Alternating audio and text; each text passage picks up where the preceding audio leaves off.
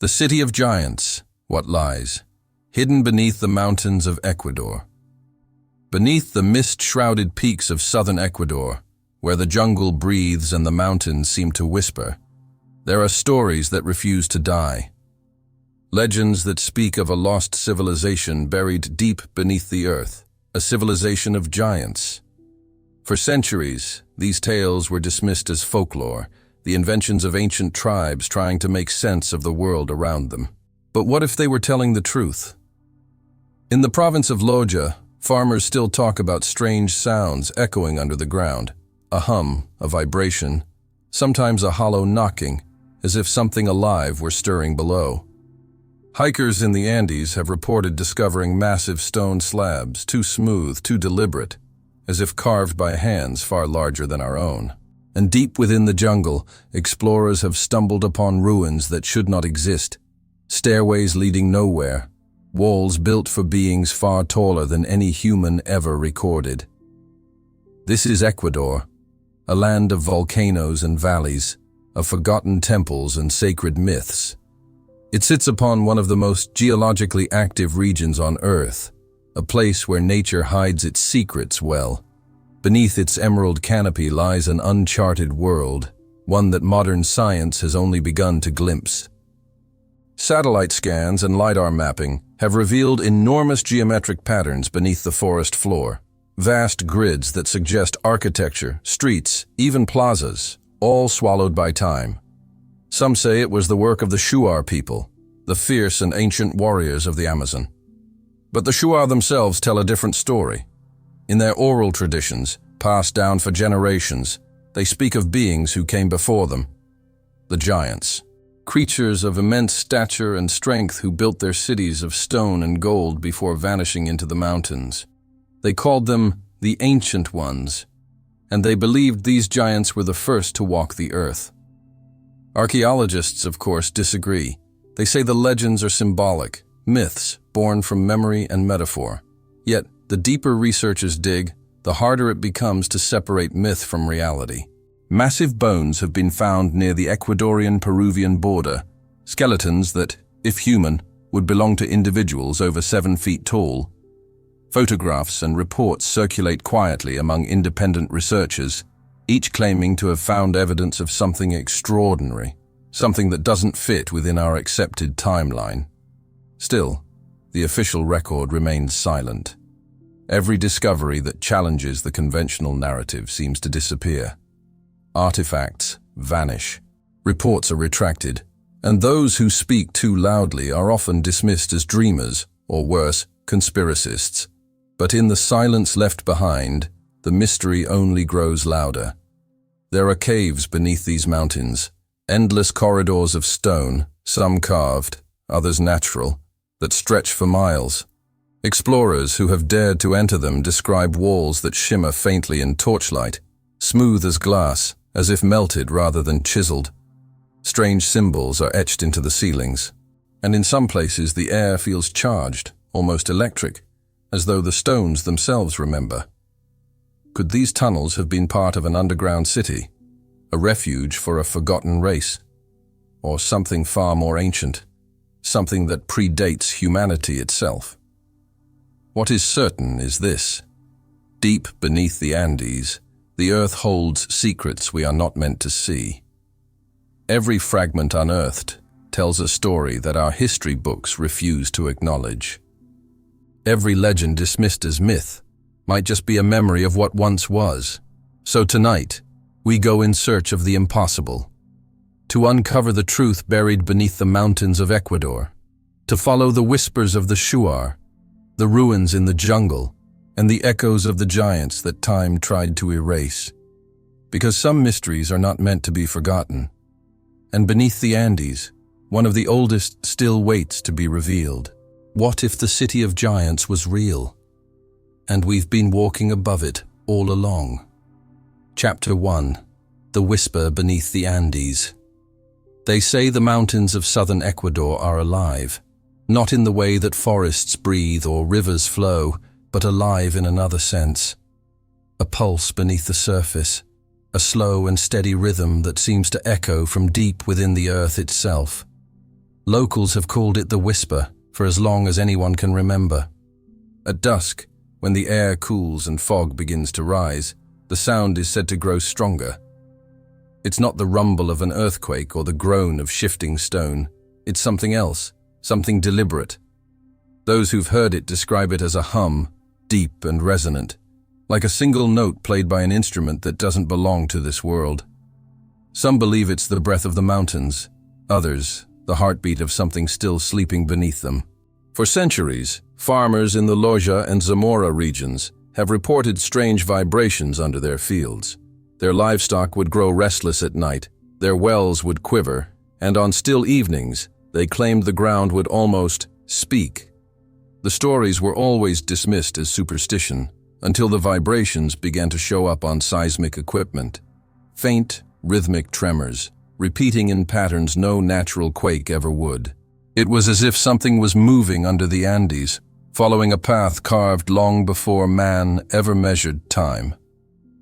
In 2012, a small team of researchers from Quito traveled to the mountains to investigate local reports of hollow ground. What they found changed everything. Near a small village outside Loja, the team discovered a narrow opening hidden behind a curtain of vines. The entrance led downward, steep, jagged, and cold. What began as a fissure became a tunnel, then a chamber. Within its walls were marks that no tool of the modern age could have made. Perfect lines, intersecting angles, the faint outline of symbols burned into the rock itself. Not carved, melted. Samples taken from the walls showed signs of vitrification, stone fused under extreme heat, the kind generated only by modern technology, or something else entirely. But this was deep in the Andes, miles from any volcanic vent or geothermal activity. The heat, the precision, the geometry, none of it made sense. The team returned to the surface with photographs, recordings, and a silence they couldn't explain. Weeks later, their findings were retracted, the data archived, the site sealed. Officially, it was unstable terrain, unsafe for exploration. Unofficially, the story vanished. But word spreads quickly in places where the old world still breathes. A local guide named Mateo claims to have gone back a year later. He describes an entrance that had been filled, rocks piled by human hands. Yet, when he pressed his ear to the ground, he could still hear it. The hum. He said it was faint, almost imperceptible, but there, like the low drone of wind through an unseen corridor. The mountain, he said, was alive. What is that sound? Is it seismic resonance, a trick of air and stone? Or could it be something else, a remnant of machinery or energy, left behind by those who once lived here? Ancient texts from the region, fragments of Shuar and Cañari mythology, speak of the deep paths, tunnels that connect the cities of the ancestors. These were not metaphors to them. They believed their gods walked through the earth itself, traveling between worlds beneath the Andes. Modern geologists argue that such tunnels are impossible, that the rock formations here are too unstable, too fractured to allow for massive caverns. And yet, explorers continue to find evidence suggesting otherwise. Uniform corridors, polished stone, patterns that appear designed rather than natural. Some even claim to have found doorways, massive circular stones sealed within the mountain, eerily similar to the rolling gates of Derinkuyu. What are these passages? Who made them? And why do they hum, as if something ancient still moves below? At night, the villagers say you can hear it best after rain, when the earth cools and contracts. The whisper becomes a low vibration that trembles through the soil and lingers in the air. Dogs refuse to go near certain hillsides, compasses spin, cameras fail. It's as if the mountain rejects observation, guarding whatever lies within. Perhaps it's nothing. Perhaps it's the earth reminding us of her depth, her mystery, her secrets. But perhaps it's something more, a memory encoded in stone, an echo of an age when giants carved their homes beneath the mountains. And if the earth is still whispering, maybe it's because someone is still listening. Somewhere in the mist, the mountain hums again, waiting for us to find what we were never meant to see. Chapter 2. Legends of the Shining Giants. Long before the first Spanish chroniclers crossed these valleys, before the maps and borders and the word Ecuador ever existed, stories traveled through the jungle like smoke. Around the firelight, the elders of the Shuar and Ashuar tribes spoke of a race of beings who were not entirely human. They called them the Shining Ones, giants of light who lived in the mountains and built their homes from living stone. According to legend, these beings were taller than 2 men, their skin pale and luminous, their eyes reflecting fire. They could move boulders with ease, shape rock with sound, and summon storms from the horizon. They were not gods, yet neither were they mortal. When they walked, the earth trembled. When they spoke, the wind carried their voices across valleys. The Shuar say the giants came from the sky, descending on pillars of light during a time when the world was still soft and unformed. They were teachers, architects, and guardians. They taught the early people how to carve canals through stone, how to build terraces that drank the rain, and how to live in harmony with the breath of the mountains. But over time, pride turned to fear. The giants began to fight among themselves, their power shaking the land. In a single night of thunder and fire, they vanished beneath the earth, sealing their cities behind doors of stone. When missionaries arrived in the 1500s, they dismissed these tales as pagan myths, echoes of a people trying to explain the inexplicable. Yet the same stories appeared again and again, from Peru to Colombia. Different tongues, same message, that giants once walked here and that their ruins still sleep beneath the jungle. Some chroniclers recorded strange details. In 1553, Father Juan de Velasco wrote of enormous stones in perfect alignment, too great for any human hands, found in the mountains of Loja. He described them as remnants of the ancient builders, a civilization that predated even the Incas. His notes were quietly archived, later dismissed as exaggeration. Modern anthropology calls these stories giant myths, universal symbols found in many cultures. But what if they are fragments of memory rather than invention? Archaeologists have uncovered myths describing beings of immense size from Sumeria to Bolivia, from Greece to Mesoamerica. Always the same pattern. The giants teach, they build, they vanish, and humanity inherits their ruins. In the Andean world, these legends are not just stories, they are part of identity. To the Shuar, the mountains themselves are living entities. Arutum, spirits of great power. To disturb them is to wake something sacred. When asked about the hum beneath the Andes, a Shuar elder once said, "It is the breath of those who built before us. The giants are not dead, they are sleeping." Across the border in Peru, similar tales persist of beings known as the Chachapoya, the cloud people, described by early Spaniards as tall, white-skinned, and red-haired. Their mummies have been found high in cliffside tombs, their architecture defying erosion. Though smaller in scale, their features fuel endless debate. Coincidence, misinterpretation, or proof that the myths carried a kernel of truth. In 2013, a discovery reignited the mystery.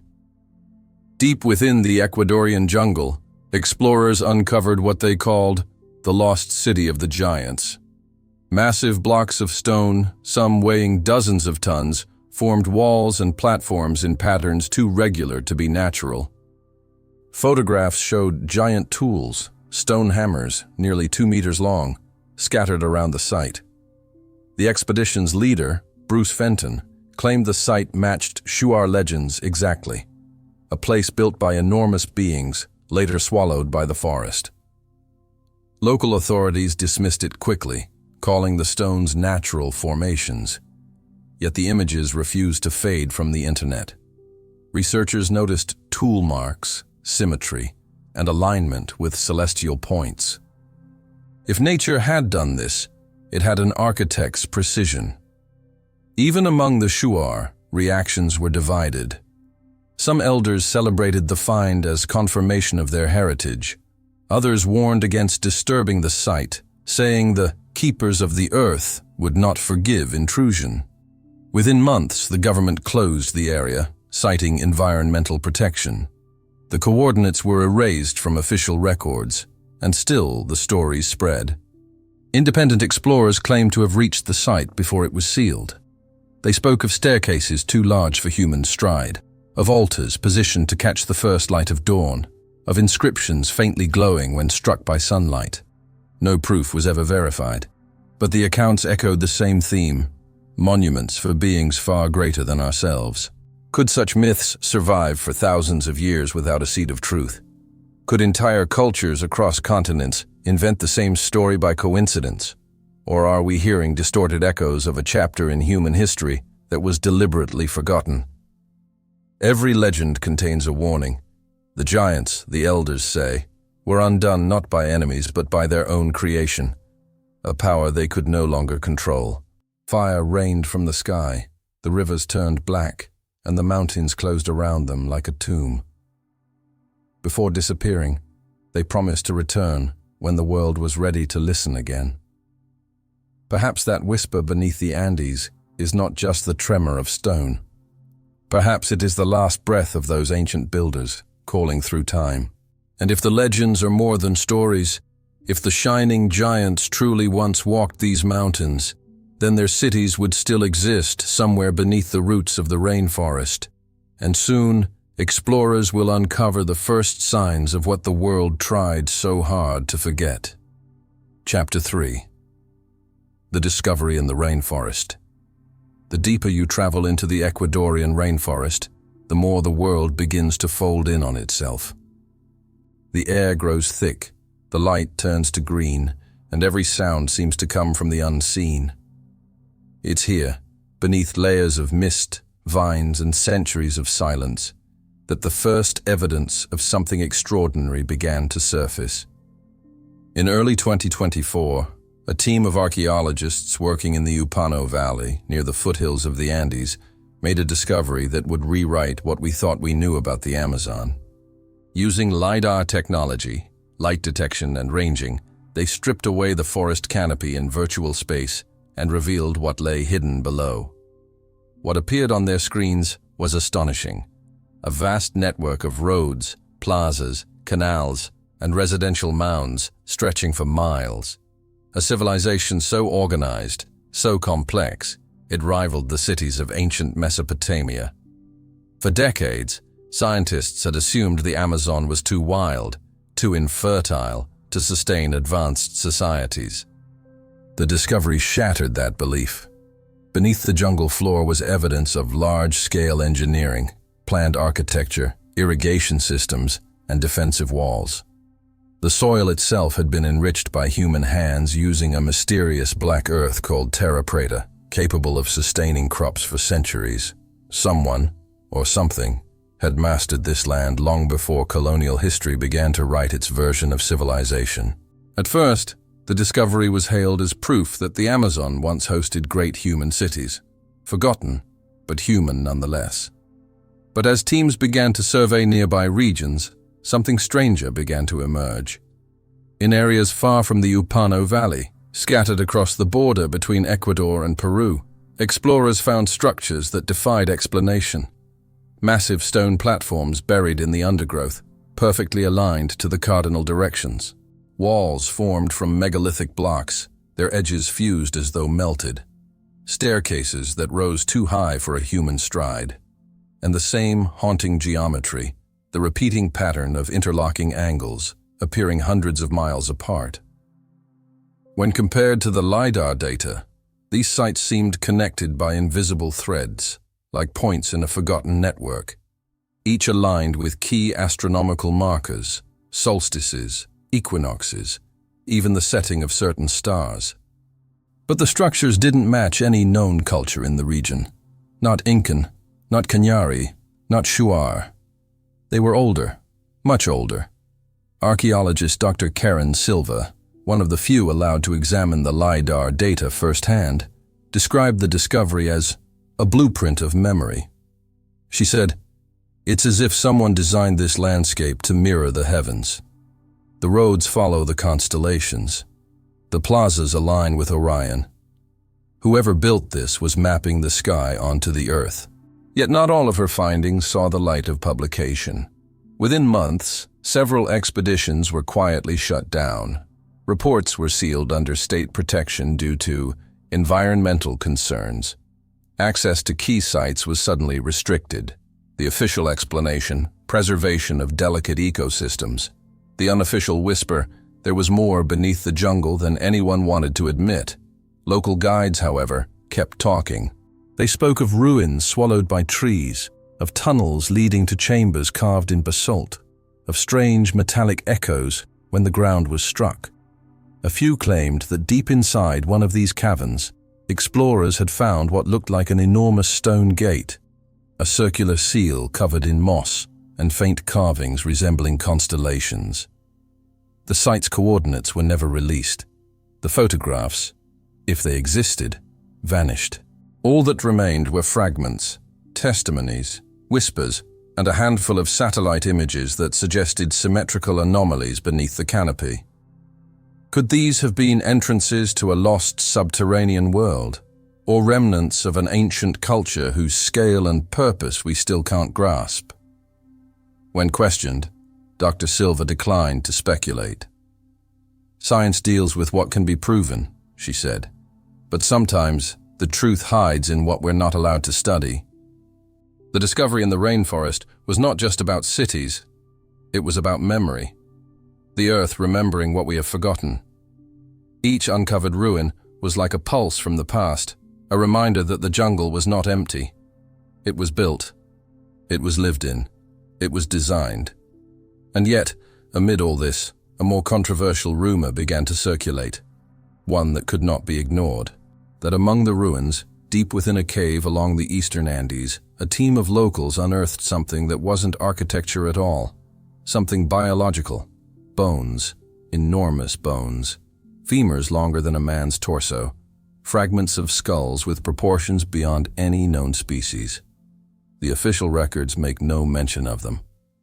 But the photographs, blurry, inconsistent, and quickly removed from every platform that hosted them, hinted at something unsettling.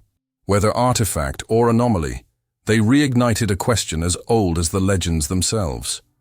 Were the stories of giants just myth? Or have we been standing above their graves all along? In the silence of the rainforest, one thing remains certain. The earth does not bury lies. It preserves them, waiting for the day we dare to dig too deep. Chapter 4. The Unearthed Skeletons. It began with a photograph, grainy, poorly lit, yet impossible to ignore. A man standing beside what appeared to be a colossal femur, nearly as long as his entire body.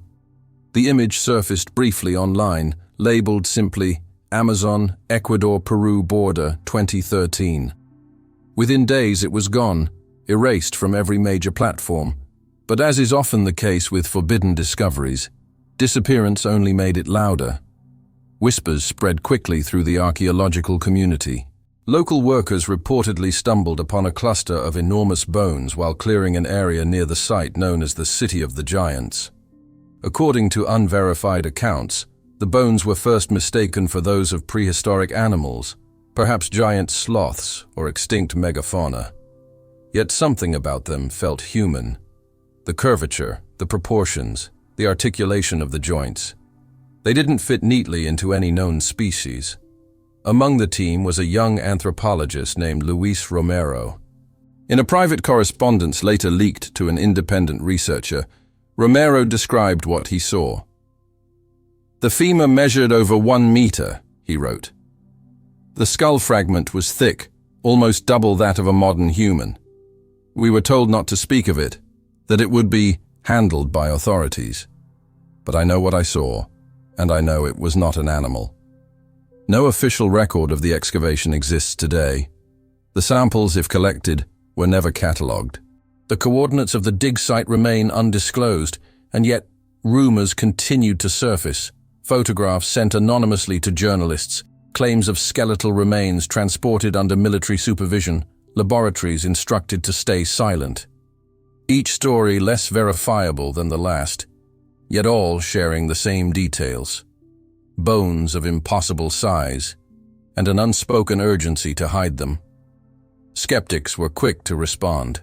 They pointed to hoaxes, doctored images, and the long history of giant skeleton myths that litter the internet.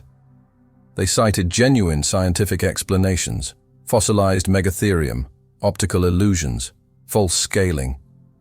And yet, amid the noise, a handful of testimonies refused to disappear.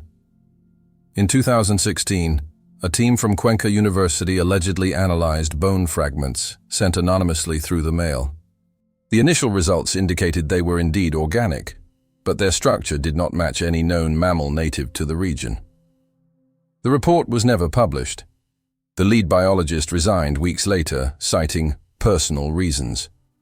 The fragments themselves were reportedly lost during transfer.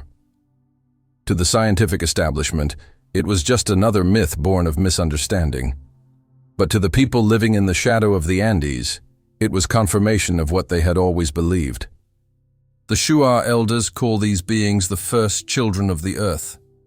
In their songs, the giants were both creators and destroyers, beings of light and strength who turned against the balance they were meant to protect. When the sky burned, the stories say, they retreated beneath the mountains, leaving behind only their bones. Local guides tell stories of sacred hills where nothing grows, where compasses spin and animals refuse to graze. They say these are burial grounds, sealed long ago. In some of these areas, ground-penetrating radar has indeed detected large cavities, symmetrical, elongated voids resembling chambers. But excavations are forbidden. The government cites geological instability, potential landslides, environmental risk. The locals whisper another reason, that opening the tombs would wake something meant to sleep forever. What makes this mystery so enduring is not a single photograph or tale, but the pattern. Across continents, across ages, the same anomalies surface. In North America, skeletons up to 9 feet tall were reportedly found in the 19th century, their records buried in Smithsonian archives. In the deserts of Sardinia, Italy, bones of similar size were rumored to have been confiscated in the 1970s. From the Caucasus Mountains to the Peruvian Andes, the stories align. Evidence appears. It is studied briefly, then vanishes. What force or what policy erases them? Some argue that the myth of giants is universal because it symbolizes humanity's fear of its forgotten past. That these stories exist to remind us that we are small, temporary. But there is another possibility, one far more unsettling, that we are not the first to rise from the dust, and we will not be the last. Romero's final note before his silence read simply, "The bones were real, and they were taken." No one has heard from him since. If even one fragment of these stories is true, then the implications are staggering. It would mean that history as we know it, our timeline of evolution, our understanding of civilization, is incomplete. That another species, another race, walked this earth before us, leaving behind traces too dangerous to acknowledge. Perhaps that's why the caves remain sealed. Perhaps the hum beneath the Andes is not just geological, but biological. The slow heartbeat of something ancient, still buried, still waiting. And as explorers prepare to descend once more into those forbidden tunnels, one question echoes louder than the rest. If the bones of the giants were found once, how many more still lie beneath the mountains, waiting for us to dig too deep? Chapter 5. The hidden architecture beneath the mountains. Beneath the Andes, the stone does not lie silent. It hums. It vibrates faintly, like the resonance of a great engine buried under miles of rock. For decades, geologists have recorded anomalies in the crust of southern Ecuador. Magnetic fluctuations, symmetrical voids, and heat signatures that have no natural explanation. Officially, they are dismissed as coincidence, echoes of volcanic activity. Unofficially, they form patterns too deliberate to ignore. In 2018, a team from the Universidad de Cuenca conducted a magnetometric survey near the mountains of Loja. What they found was startling: a lattice of magnetic anomalies running in straight lines, intersecting angles beneath the earth, as if metal structures or corridors lay hidden below. The data was clear, but the implications were not. The team published a preliminary report. Within a month, it was removed from public archives. Locals, however, have known about these corridors for generations. They call them the paths of the old gods. To them, these are not myths, but geography, tunnels that connect sacred sites, stretching from the Amazon basin to the Pacific coast. Some say they were carved by the giants themselves. Others claim they predate all life, carved when the world was still molten. In 1969, a man named Juan Morich claimed to have entered one of these tunnels, a vast subterranean system beneath the Andes. He described halls so perfect that no chisel marks could be seen, walls polished like mirrors, and metallic plates engraved with unknown symbols. He said the passages extended for hundreds of miles, connecting Ecuador, Peru, and Brazil. His account was ridiculed at the time, yet it inspired decades of expeditions, all ending the same way: denial, silence, or disappearance. Modern exploration has revealed hints that Morich was not entirely wrong. Cave systems in the Cueva de los Tallos region show evidence of modification: sharp angles, geometric chambers, and walls fused by heat rather than shaped by tools. The indigenous Shuar people consider the site sacred and restrict foreign access. They speak of a metal library, a repository of knowledge left by the ancient builders, deep in the heart of the earth. When engineers analyzed ground-penetrating radar from the Tallos area, they detected large cavities, rectangular in shape, perfectly aligned. Geologists tried to explain them as lava tubes or collapsed chambers, but their symmetry defies randomness. Some speculate they could be part of a vast architectural complex, a forgotten infrastructure, perhaps even a power grid buried within the mountains. This theory, as controversial as it sounds, gains traction from recent discoveries in geophysics.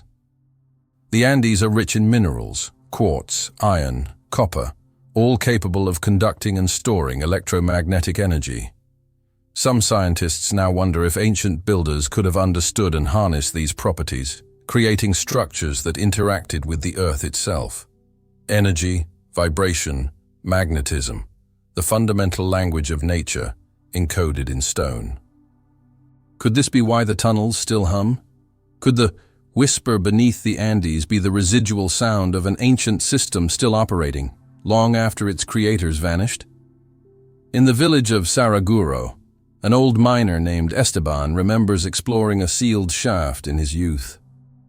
"We followed the tunnel for hours," he said. "The walls were smooth like metal, and the air was warm. My compass stopped working. Then we found a stone door, round, carved with spirals. When we touched it, it felt alive, like it was breathing. They fled before opening it. A month later, a landslide buried the entrance. Official records make no mention of this incident, but maps from the 1940s show a subterranean cavity in the same location. Satellite imaging today reveals nothing. The mountain has closed over it completely. Even within academic circles, quiet discussions persist about geological anomalies in the Andes. Files labeled restricted terrain reference areas where drilling or excavation is prohibited without special clearance. What could be so dangerous about stone? Unless, of course, the stone isn't just stone. Some researchers suggest that the tunnels, if real, might form a global network. Similar formations appear in Turkey, Egypt, and even under the Gobi Desert, all built on precise geometric grids aligned to celestial coordinates. Could it be that these were once part of a single design, an ancient blueprint connecting civilizations across the world? If true, the implications are staggering. It would mean that the so-called myths of the giants, the shining builders, were not isolated folklore, but fragments of a forgotten truth. A truth written not in books, but in the bones of the earth itself. Perhaps the Andes are not mountains at all, but monuments, the petrified remains of something constructed before recorded time. Perhaps what we call geology is, in part, architecture. And if those tunnels still exist, sealed and silent beneath the peaks, then somewhere in the darkness lies the proof of everything the world has chosen to forget. But deep beneath one ridge there is a scar, a fracture in the mountain where something once stood. A stone broken, removed, and hidden away. A clue that will lead to the most forbidden discovery of all. Chapter 6. The broken stone no one talks about. Every legend has a missing piece, a silence that says more than words ever could. In Ecuador's southern highlands, that silence takes the form of a shattered monolith. A broken stone that, according to those who've seen it, was once the centerpiece of an ancient mechanism. Now, it lies buried under soil and secrecy, a relic no one wants to acknowledge. In 1976, a small group of local farmers clearing land near the Zamora River stumbled upon what they described as a wall of smooth stone unlike anything in nature. It rose from the ground like the tip of a buried structure, carved with faint lines forming perfect geometric patterns. They tried to dig around it, but soon realized the slab extended far beyond their reach. When archaeologists arrived, they found not a wall, but part of a circular formation, a massive disk of stone fractured cleanly down the center, as if cut by unimaginable force. Photographs were taken, samples collected. The site was documented under the name Zamora Monolith A. Then, without explanation, the records disappeared. The farmers said government trucks came in the night. When they returned to the field days later, the stone was gone, the ground leveled, the area fenced off. To this day, the monolith has never resurfaced. The few who managed to see it up close claim it was not just carved, it was engineered. The fracture exposed a hollow interior, lined with traces of metallic residue. Embedded within the surface were faint circular grooves, almost like gears, fused into the rock. It looked less like an artifact and more like a component, a fragment of a larger machine. What kind of civilization could carve stone to that precision, and what force could break it so cleanly? Similar fragments have been reported across South America, stones with perfect right angles, bored holes, or magnetized cores. Most are attributed to volcanic processes or erosion, but the patterns persist. They appear in regions connected by myth, where the Shuar speak of the gates of the earth, sealed to protect what lies below. A retired geologist named Ana Perez recalls visiting the Zamora site before it vanished. In her notes, she wrote, "The stone was not granite, nor basalt. It was something else, dense, fused, almost artificial. The fracture looked deliberate, like it was opened rather than broken. Whatever was inside had been removed." When she attempted to revisit the area, she found it guarded, access denied. Her research funding was withdrawn the same year. Why erase evidence of a single stone, unless that stone connected too many dots? Satellite imagery of the surrounding mountains shows a peculiar scar, a circular depression nearly 200 meters wide, where vegetation refuses to grow. The soil there contains traces of magnetized minerals, as though subjected to intense heat. It's as if something once pulsed from beneath, melted the rock, and then stopped. The broken monolith stood at its edge. Could it have been part of a power source, a resonance chamber, a seal? If the legends of tunnels and subterranean halls are true, this fracture may mark an entrance, one that was forcibly closed. Locals say that during the night after the excavation, the air in the valley grew heavy. Animals fled. For 3 days, the sky glowed faintly red before the rains came and erased the traces. No one talks about it now. Not the farmers, not the academics, not the officials. When asked, they simply say, "It's gone." The story of the broken stone lives on only in fragments, faded photographs, second-hand testimony, and the memory of those who dared to speak. But there is a pattern in these vanishings. Every time an anomaly threatens to rewrite the past, it is sealed, covered, erased, as if history itself were defending something, a secret buried too deep to expose. Perhaps that stone was not destroyed at all. Perhaps it was retrieved. Removed to a place where no one can study it, a vault, a collection, a hidden archive of things humanity is not ready to face. And perhaps, when it was lifted from the earth, something beneath it awoke. Miners in the region still report a hum, a low rhythmic vibration that grows stronger near the old excavation site. At night, if you press your ear to the ground, they say you can hear the echo of machinery far below. One man described it as a heartbeat made of stone. Is it the mountain breathing, or something inside it remembering that it was once alive? Whatever the answer, the silence surrounding the broken stone speaks louder than any denial. And somewhere beneath the mountains, the machine, or the city, still waits. Chapter 7. The Silent Prophecy. There are moments in history when myth and mathematics collide, when ancient stories align too precisely with science to be dismissed as coincidence. Deep within the oral traditions of the Andes lies one such convergence, the prophecy of the sleeping builders. A tale told in whispers, recorded by missionaries, and nearly erased from every written record. It speaks of a time when the stars will fall into alignment with the breath of the mountains, and the earth will tremble to awaken those who built it. For centuries, it was treated as poetry, the kind of myth born from a culture's longing for meaning. But recent discoveries have forced scholars to look again.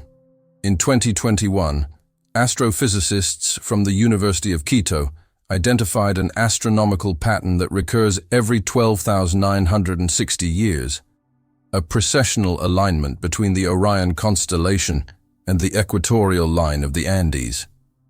When this alignment occurs, specific peaks in southern Ecuador and northern Peru align perfectly with Orion's belt, mirroring the same stellar geometry found in the pyramids of Giza. The next full alignment? The year 2042. Coincidence, perhaps. But across the world the same geometry appears. Egypt, Mexico, Cambodia. Civilizations separated by oceans, yet all oriented toward the same patch of sky. What were they waiting for? To the Shuar elders, the answer is simple. The alignment marks the return of the builders of light.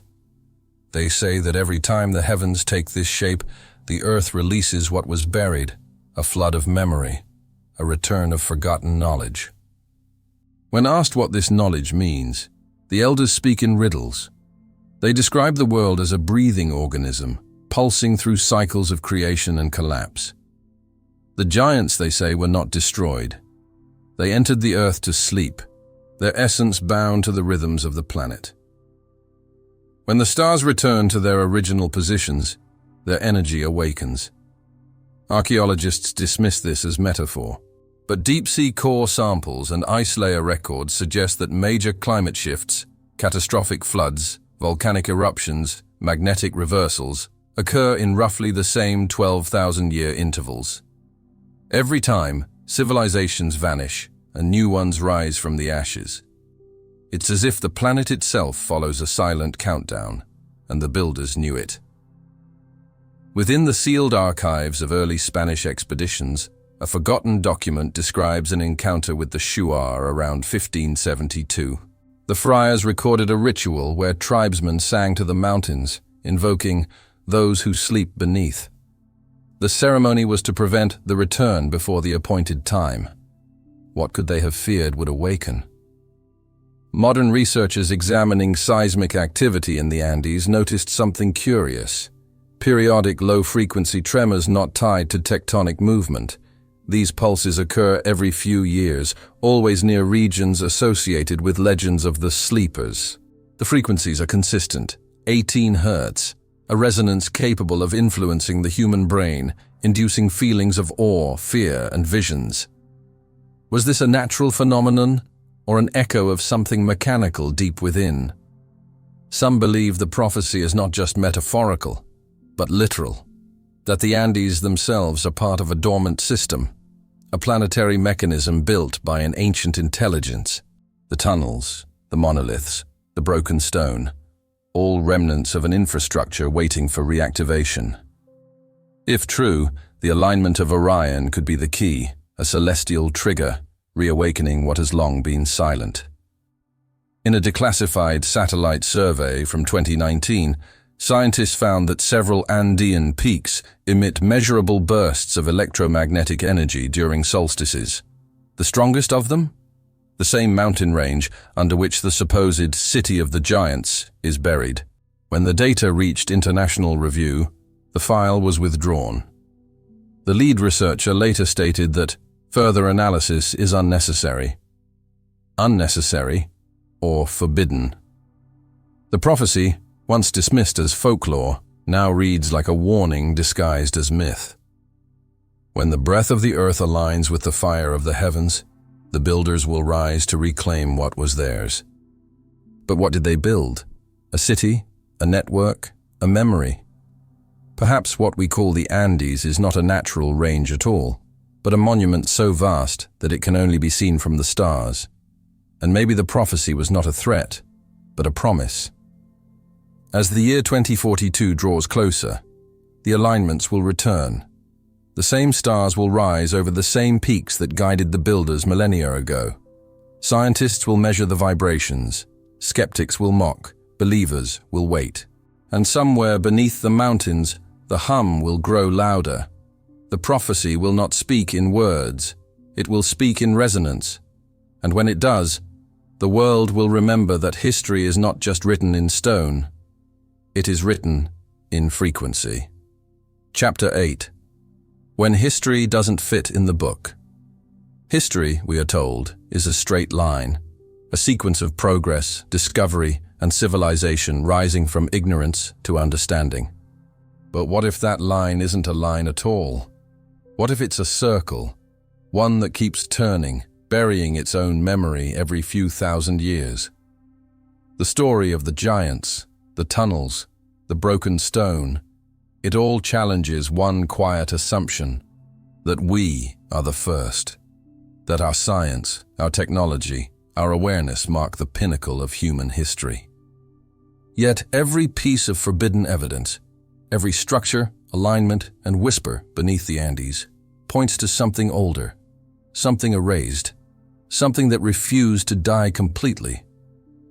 We label these things myths because doing so protects us. It allows us to live comfortably inside the boundaries of the known. But the earth doesn't care about our definitions. It remembers everything. The stones remember.